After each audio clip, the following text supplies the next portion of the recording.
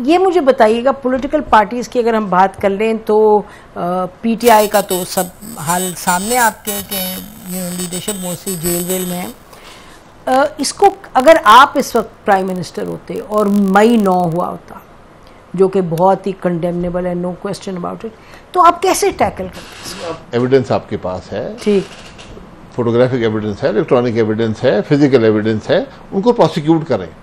उनको प्रोसिक्यूट करना स्टेट की जिम्मेदारी है, ये ऑप्शन नहीं है। ठीक, ये बहुत बड़ा वाकया है। मुल्क के फौज के हेडक्वार्टर पर हमला हुआ, तंसीबात पर हमला हुआ, बेशक ये सरासर खिलाफवर्जी है। हाँ, नहीं, इसमें जीरो टॉलरेंस होनी चाहिए। लेकिन जब इसमें प्रोसिक्यूशन का एलिमेंट नजर आना शुरू हो जाए, प्रोसिक्यूशन का, वो फिर खराबी पैदा होती है।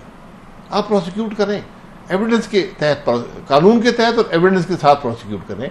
मैंने बताया त्यारा साजिश केस में हम 9 लोग थे, हुकूमत हमें प्रोसिक्यूट नहीं कर सकी क्योंकि उन्होंने एविडेंस नहीं इस्तेमाल किया, एविडेंस था नहीं। उन्होंने कहा था एविडेंस उनके पास है जो प्रोसिक्यूट कर रहे हैं, ये नहीं कि वो यहाँ तो जहां तक हमारी नॉलेज है, आपके सामने वीडियोस मौजूद हैं, जो लोग वहां पर गए, एक घर जला है, उसके अंदर वीडियो पे वीडियो मौजूद है। लेकिन आज 5 महीने के बाद हम एक शख्स को भी प्रोसिक्यूट नहीं कर सके।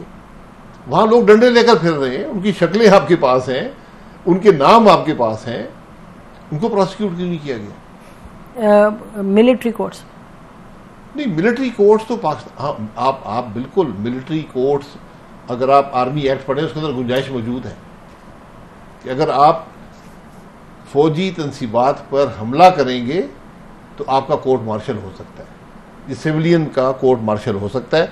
इसकी बात की इंटरप्रिटेशन वकील कर लें, लेकिन जो प्राइमा फेशियाई रीडिंग या कम से कम जो मुझे वो बात पढ़कर समझ आता है वो ये है कि ऐसा शख्स जो फौजी तंसीबात पर हमलावर हो, उस पर कोर्ट मार्शल आप कर सकते हैं। और सिक्योरिटी को अंडरमाइन कर रहा हो, नेशनल सिक्योरिटी नहीं, सिक्योरिटी अंडरमाइन करने की उसमें बात नहीं लिखी हुई, हमलावर होने की बात लिखी है।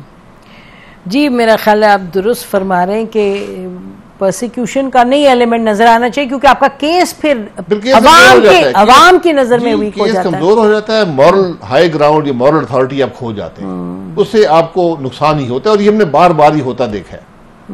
तो करना चाहिए जल्दी, प्रोसिक्यूट करें, बहुत जरूरी है, ताकि कल किसी में हिम्मत ना हो कि ये काम कर सके। यानी कि 100 दिन आप लोगों को बंद रखें बगैर किसी केस के, बेल भी ना दें, तो this cuts a very negative figure. देखिए 100 दिन ने हमने भी सैकड़ों दिन काटे हैं। MPO 16 एक कानून है मुल्क के अंदर, 89 डेज आप एक वक्त में बहुत अच्छा कानून।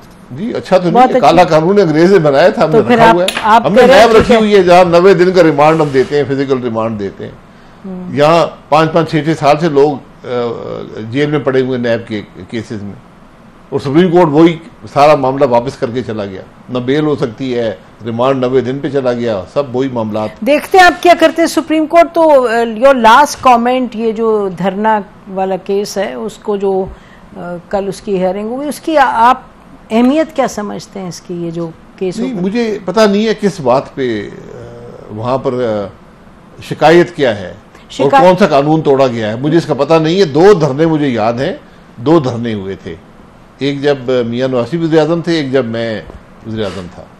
2 धरने हुए थे फैज़ाबाद में, और मफलूज किया गया जो आपका दारुल हुकूमत था, आना जाना बंद हो गया था, तमाशा हम पूरे मुल्क में लगे।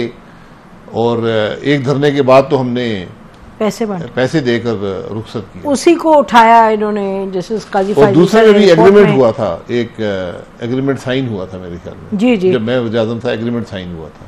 जी, तो उसी पर रिव्यू आया कि जो इनकी जजमेंट थी कि ये बहुत नेगेटिव थी इदारों के लिए, और मेरे ख्याल है उसमें IB ने भी केस फाइल के रिव्यू के लिए। और मुझे याद नहीं है, लेकिन क्या उसमें शिकायत क्या थी कि क्या हुआ? शिकायत है कि अंडरमाइन की इंस्टीट्यूशन, किसने किया? चीफ जस्टिस, वो अभी जो चीफ जस्टिस। मैं फिर कहूंगा जी, एविडेंस कौन था आपके पास?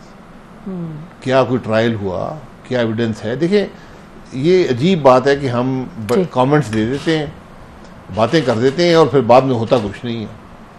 आपको कोर्ट का फर्द जुर्म आयद करती है, फिर आपको ट्रायल होता है, फिर उस पर फैसला होता है।